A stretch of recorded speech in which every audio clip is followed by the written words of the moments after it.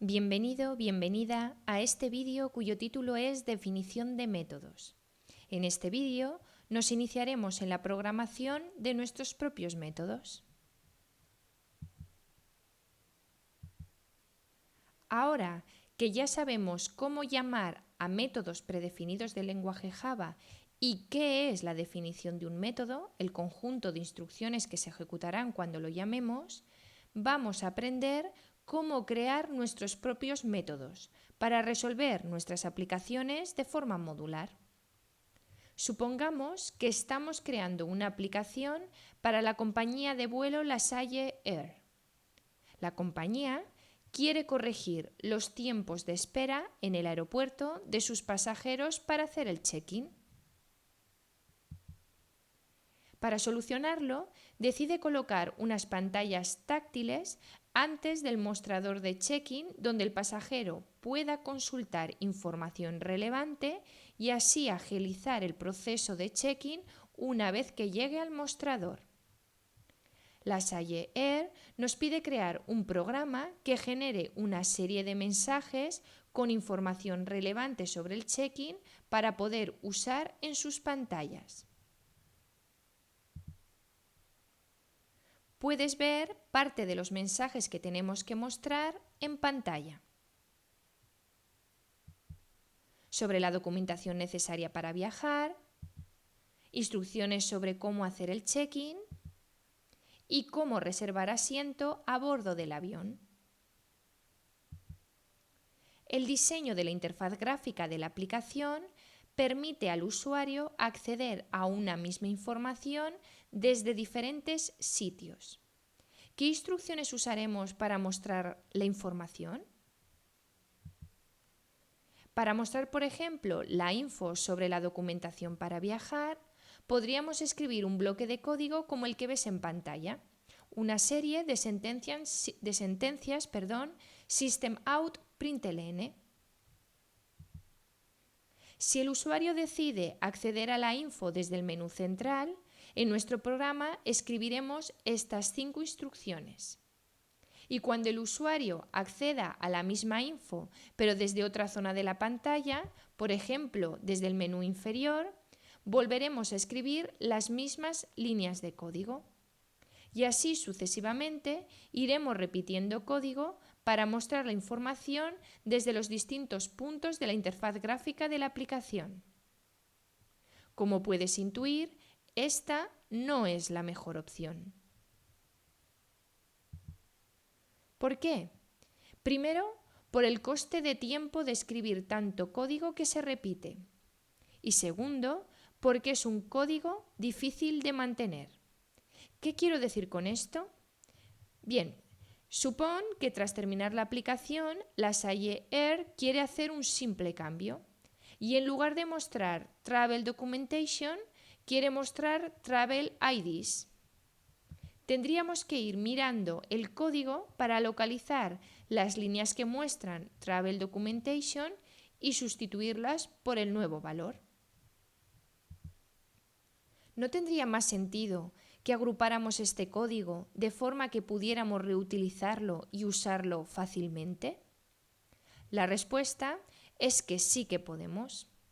Java, al igual que otros lenguajes de programación, permite agrupar instrucciones y etiquetarlas con un identificador. Es lo que se conoce como función o método. Así que agruparemos estas 5 instrucciones en un método y así cualquier cambio que hagamos en él se reflejará allí donde se esté usando automáticamente.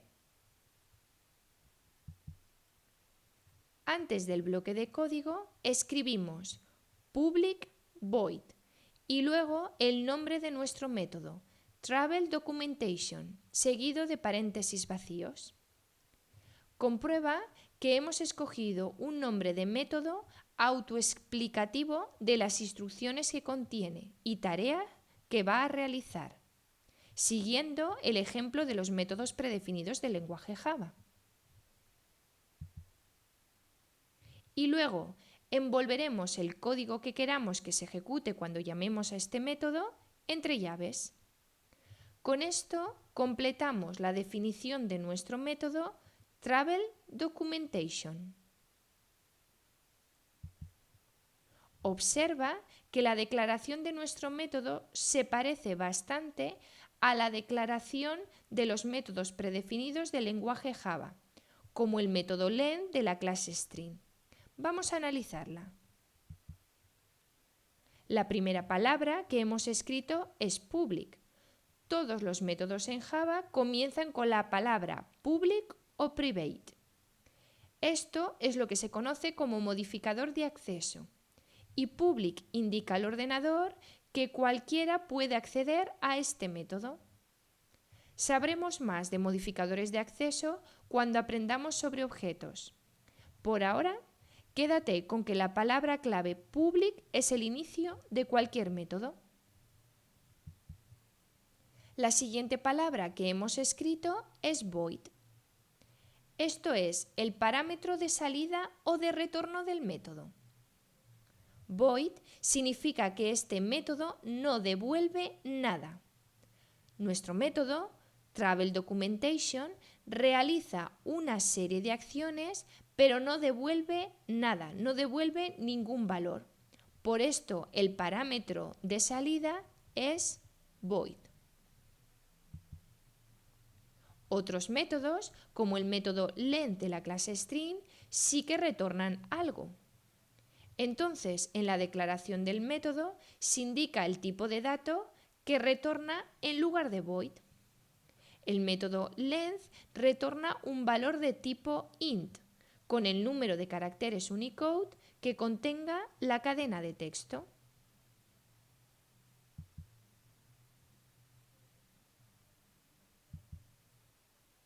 Después de void, hemos escrito el nombre del método, seguido de paréntesis vacíos. Esto es lo que usaremos en la llamada al método, cuando necesitemos usarlo en nuestra aplicación. Comprueba que la identificación del método sigue la regla lower camel case, al igual que los métodos o funciones predefinidos del lenguaje Java. Y por último, tenemos el bloque de código que nuestro método contiene entre llaves. Esto es equivalente a cómo las sentencias if contienen código entre llaves. Cada vez que se llame al método Travel Documentation, se ejecutará este bloque de código. Estos son todos los componentes de la definición de cualquier método y los tenemos que tener en cuenta cuando llamemos al método tal y como veremos luego. Vamos a comprobar si lo has entendido. Define un método denominado greeting que muestre por consola el mensaje Hello World. Así es como la definición de tu método debería ser. La declaración comienza con public, void y luego el nombre de la función greeting con paréntesis vacíos. En su bloque de código realizamos la tarea de mostrar por consola el mensaje Hello World usando la instrucción systemout.println. Supón ahora que es necesario definir el método de funcionamiento de un reloj despertador, que se llamará beep. El despertador tiene que sonar, hacer beep, cuando el botón de on valga true, es decir, cuando la variable onButton sea true. La variable onButton será declarada fuera del método beep. Así que define el método beep que compruebe el valor de esta variable y muestre beep por consola si su valor es true. Aquí puedes ver cómo debería ser tu método beep.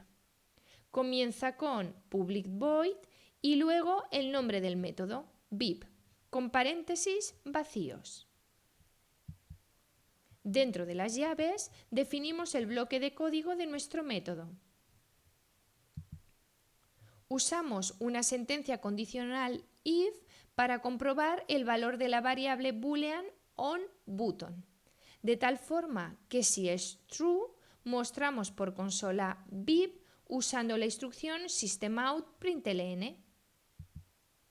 Date cuenta que podemos usar la variable onButton en el interior del método, esto es, en su bloque de código, porque la variable ha sido declarada previamente a la declaración del método. Con esto acabamos la explicación sobre definición de métodos.